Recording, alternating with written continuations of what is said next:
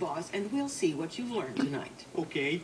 The filing is done, Mr. Henson. Thank you, Miss Ironbox. You are a valued member of our business team, and every bit as important to this company as I am. Excellent. Mr. Griffin, why don't you come up here and give it a try? All right. The filing is done, Mr. Griffin. Thank you, Miss Ironbox.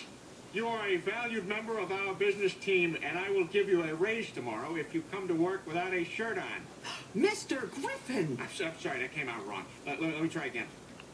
Nice ads. You haven't heard a word I've said. Now, that's not fair. I've heard everything you've said. It's just, it's some subtleties to the rules that aren't so easy to understand.